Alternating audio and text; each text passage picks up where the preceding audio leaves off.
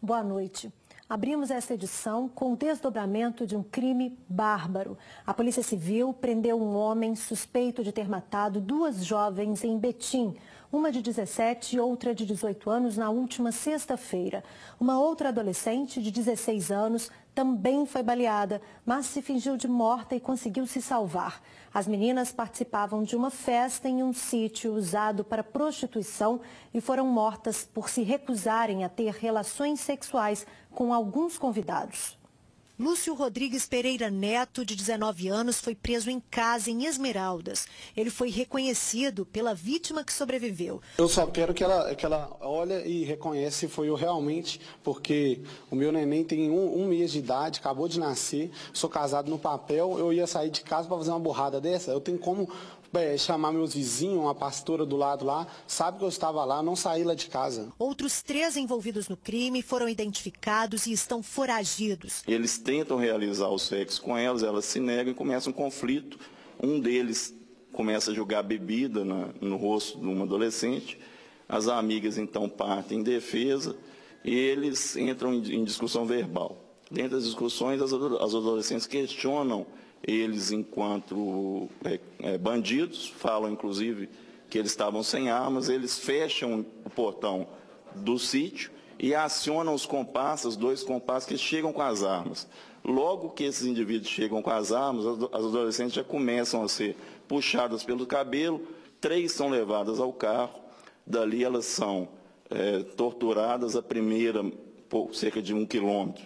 Ela é alvejada na via e eles então prosseguem com as outras 2 e vão espalhando os corpos. A festa acontecia com frequência e, segundo a polícia, era organizada e feita para pessoas influentes, políticos e empresários da região metropolitana. O relato delas é que elas ficavam nuas na piscina e os homens ficavam nas mesas em torno da piscina, como se fosse um processo de escolha das adolescentes, então elas eram selecionadas e levadas para quartos e outros ambientes desse sítio. Um tenente-coronel reformado e um político de Contagem também estão sendo investigados. O tenente-coronel como frequentador assíduo das festas e, no caso, aí, o investigado relacionado à política é apontado pelas adolescentes como sendo um dos organizadores. A polícia identificou e prendeu os envolvidos também na organização e gerenciamento das orgias.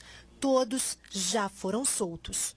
A justiça achou por bem soltá-los. Agora o nosso caminho é encerrar por hora o flagrante, que se encerra nesse momento, e entrar com o processo aí de pedido de prisão preventiva para que caia na graça da justiça aí de prender 4 homicidas, né, para que nossa sociedade não fique à mercê desses indivíduos soltos aí. Quanto às orgias, eu acredito que elas possam até continuar, né, porque os promotores estão soltos.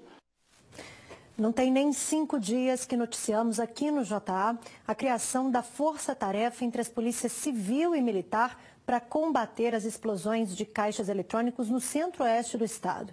E mesmo com o anúncio das medidas, os bandidos agiram mais uma vez na região. Dessa vez em Pedra do Indaiá. Eles ainda trocaram tiros com os militares. Um sargento ficou ferido. A agência do Cicobi fica em frente ao destacamento da PM em Pedra do Indaiá. Com a explosão, ela ficou destruída. As portas de ferro foram arrebentadas e as vidraças estilhaçadas. A quadrilha ainda arrombou a agência dos Correios, que fica ao lado do banco. Foi mais ou menos por volta de 3 horas da manhã de hoje, né? 2 veículos chegaram no município de Pedra do Indaiá, aproximadamente 10 indivíduos fortemente armados. Houve a detonação de 2 artefatos, 2 explosões, né, que é do nosso conhecimento. Este vídeo, feito por um morador da cidade, mostra o susto de quem acordou com o barulho da explosão.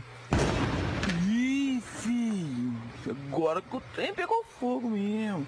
A perícia da Polícia Civil esteve no local, mas não confirmou se os criminosos conseguiram levar dinheiro.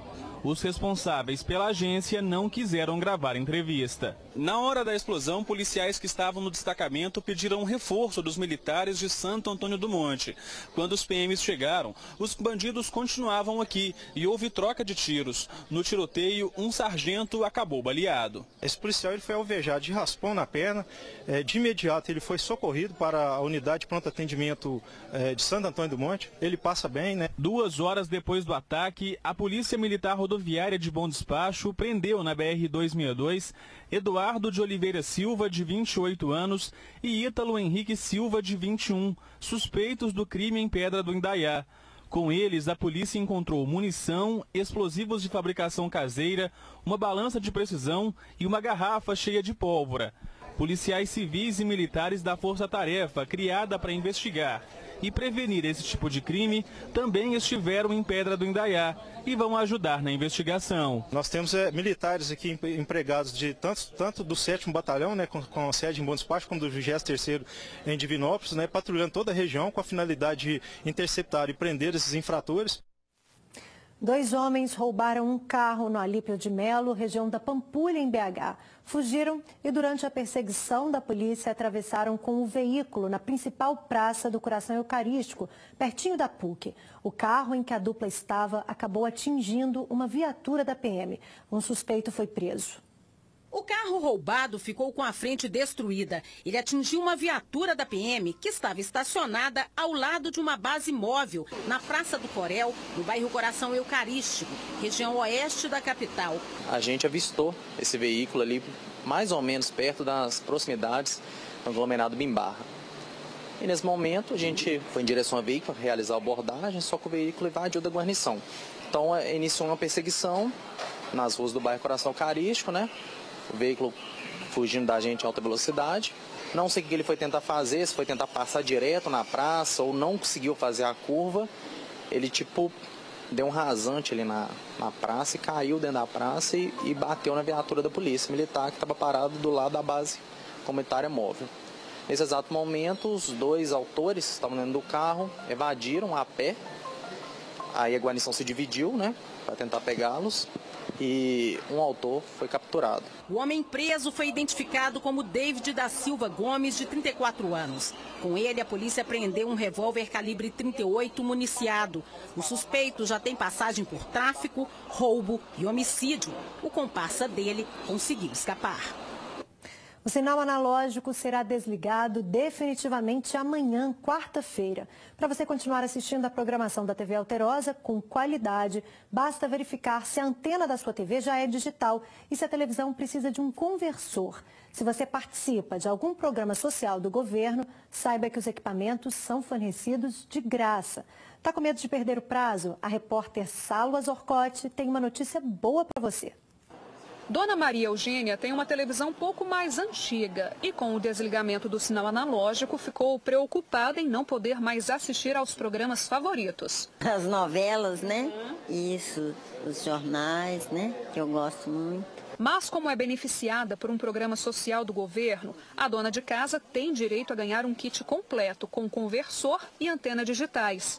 Sabendo disso, ela fez o agendamento e foi à agência dos Correios para pegar os equipamentos. Rapidinho, né? Não demorou nada. A gerente regional do Seja Digital, responsável por garantir que a população brasileira tenha acesso à TV digital, explica que o sinal analógico será desligado nesta quarta-feira em Belo Horizonte e outras 38 cidades no entorno da capital. Para atender aqueles que têm direito a receber os equipamentos, foram disponibilizados 490 mil kits. 79% deles já foram entregues. Apesar do desligamento do sinal analógico, ainda será possível agendar para ganhar o kit pelo site do Seja Digital ou pelo telefone 147. E os equipamentos ainda vão ficar disponíveis para serem retirados por mais pelo menos 30 dias. Não tem burocracia, basta que a família participe de algum programa social do governo federal, que ela tenha o número do NIS, que é o número de inscrição social. Ela vai no site, ela realiza o agendamento e depois ela vai buscar na agência de Correios no dia e horário combinado. Obviamente que ela tem que levar um documento com foto, carteira de identidade, carteira de trabalho. O sinal desliga amanhã, então a gente pede que As famílias que ainda não retiraram o seu kit, que elas retirem, ainda dá tempo. Dá para ficar sem TV? Dá não. Sem a televisão, principalmente alterosa, esporte. Se você tem direito aos equipamentos de graça, vale o reforço. O site para o agendamento é o sejadigital.com.br ou, se preferir, o número de telefone é o 147. Com regência do maestro alemão Igor Bandistai, a Orquestra Sinfônica e o Coral Lírico de Minas Gerais vão interpretar amanhã no Grande Teatro do Palácio das Artes, em Belo Horizonte, composições de consagradas óperas e canções brasileiras e italianas. Entre os solistas que vão se apresentar está o tenor Dom, da dupla sertaneja Dom e Juan.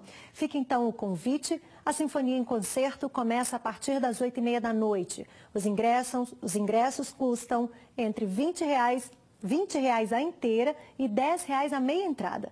O Palácio das Artes fica na Avenida Afonso Pena, 1537, no centro de BH. BH recebeu hoje o maior evento de tecnologia e marketing digital para o mercado imobiliário do estado. Profissionais da área aproveitaram o encontro para discutir como gerenciar clientes, controlar o aluguel e administrar as vendas, tornando a gestão estratégica das imobiliárias ainda mais eficiente. Com palestras, dinâmicas e muita irreverência, cerca de 500 profissionais ligados ao setor imobiliário de Minas Gerais participaram do evento. A intenção foi discutir com os donos de imobiliárias e corretores o tanto que ferramentas tecnológicas, como o marketing digital, por exemplo, são importantes para o aquecimento do setor. Um evento como esse é uma oportunidade única dos protagonistas do mercado imobiliário se capacitarem e terem conhecimento que vão agregar para o dia a dia deles no negócio. Inclusive, hoje nós apresentamos um case que faz parte de um produto nosso, que é a mentoria, onde nós vamos para dentro da imobiliária, entendemos o que está acontecendo e promovemos mudanças dentro das imobiliárias. O conteúdo distribuído em 8 palestras reforçou a necessidade de discutir inovação, vendas, gestão imobiliária e empreendimento tecnológico. A agência de marketing na internet A4D, do Grupo Diários Associados, foi uma das apoiadoras da iniciativa. A gente tem pesquisas que dizem que 8 em cada 10 pessoas começam a pesquisa de busca do imóvel pela internet. Então, esse evento é fundamental para educar as pessoas, educar as imobiliárias sobre como se comportar nesse novo cenário, onde as pessoas estão mais online. Na verdade, as pessoas buscam em todos os pontos, mas o online é o principal ponto de início dessa busca do imóvel. A segunda edição do Fantástico Day também contou com a presença do youtuber e palestrante Kim Arquette, que deu dicas primordiais de como explorar a internet no campo de vendas e aluguéis de imóveis. Então, seguindo 5 passitos para você fazer uma venda inspirada no clipe. Pelo amor de Deus, não se vista como os caras do clipe. Não vai chegar para fazer uma venda, vai gatinha, calça rasgada, todo de olho, um boné, né? Dicas para você criar vídeo com potencial viral. O primeiro é vídeo curto, o segundo é vídeo surpreendente. Não sei o que está escrito que para você criar conteúdo tem que ser chato. Não, tem que ter entretenimento. Cada vez mais você tem que pegar o seu conteúdo técnico e colocar entretenimento. Seja protagonista, seja corretor, mercado imobiliário, qualquer um. Seja o protagonista da sua vida. Moradores de Santo Antônio do Amparo, no sul de Minas, tiveram que abandonar as casas por risco de desabamento. 13 imóveis foram interditados depois que começaram a aparecer trincas nas paredes. Para onde quer que você olhe, lá estão elas. Há rachaduras por todos os lados. Na casa de Dona Maria, tanto o teto quanto as paredes correm risco de desabar. Na quinta-feira passada, ela estava em casa com a filha e os netos e percebeu que algo estranho estava acontecendo.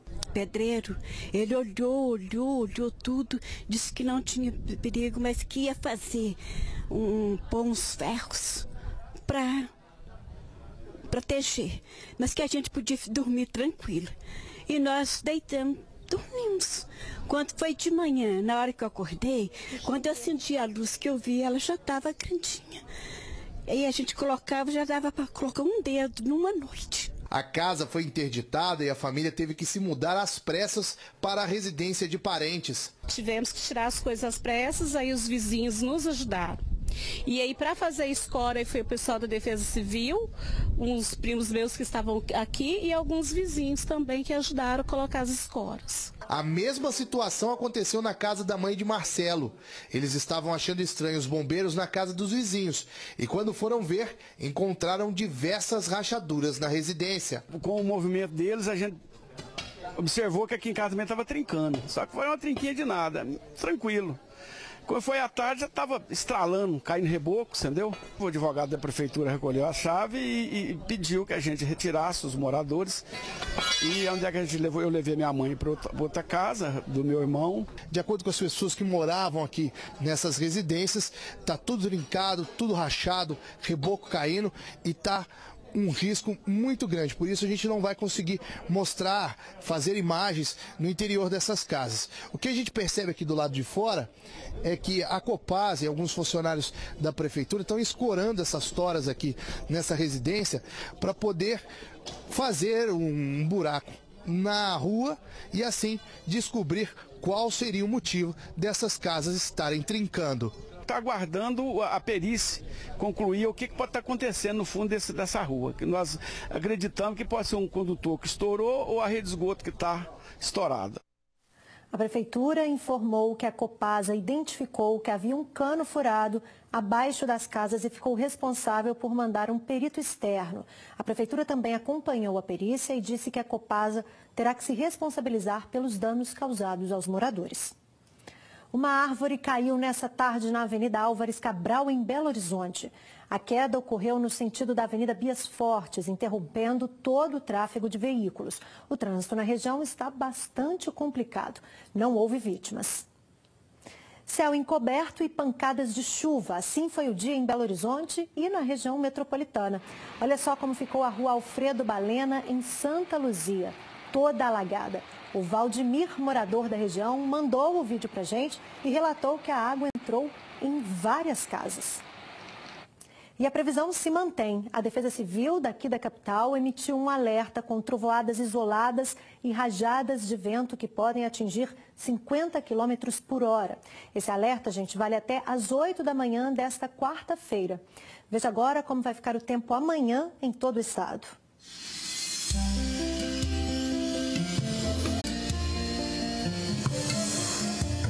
Nesta quarta, há previsão de pancadas de chuva fortes, acompanhadas de trovoadas e rajadas de vento em todas as regiões mineiras. As temperaturas ficam estáveis no estado em função da alta cobertura de nuvens. Em Belo Horizonte, mínima de 20 e máxima de 26 graus. A temperatura vai de 23 a 29 em Unai, de 18 a 24 graus em Pouso Alegre. Oscila dos 22 aos 30 em Montes Claros. E em Ituiutaba, mínima de 24 e máxima de 29 graus. Daqui a pouco você vai conhecer as diferenças entre Zika, dengue e chikungunya. As doenças são muito confundidas, já que alguns sintomas são realmente parecidos. Assunto que vamos discutir depois do intervalo.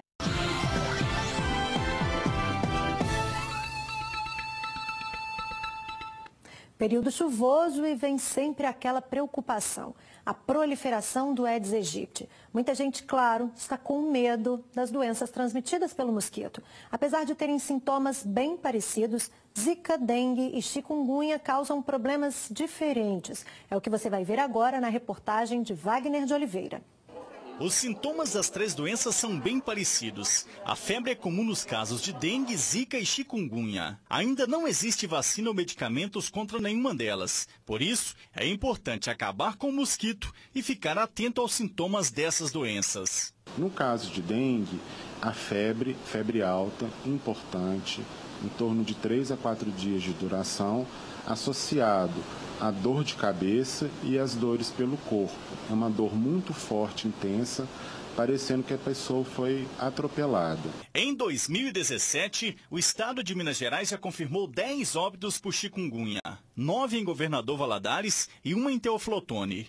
Não é possível ter essa doença mais de uma vez. Depois de infectada, a pessoa fica imune pelo resto da vida. No caso de chikungunya, você tem uma febre alta, importante, também de 3 a 4 dias, e a dor é muito intensa, marcada nas juntas, nas articulações.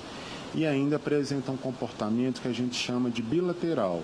Então eu vou ter essa dor intensa nas articulações, nos 2 punhos, nos 2 ombros, nos 2 joelhos. O Zika vírus também é transmitido pelo Aedes aegypti. O primeiro caso foi registrado no Brasil há 2 anos. Segundo a Secretaria Estadual de Saúde, em 2017, já são 719 casos prováveis da Zika, sendo 124 em gestantes. No caso do Zika, normalmente a febre não é tão importante, é uma febre baixa, entre 37 e 35,5, muitas vezes a febre nem é perceptível, mas você tem um padrão da ocorrência das manchas pela pele, que é a principal marca característica do Zika vírus. Em comum, as 3 doenças têm o mesmo vetor de transmissão, o mosquito Aedes aegypti. E o único meio de prevenir é não deixar água limpa parada. Além de cuidar do seu espaço, é importante alertar os vizinhos também. Nós voltamos já já, continue com a gente.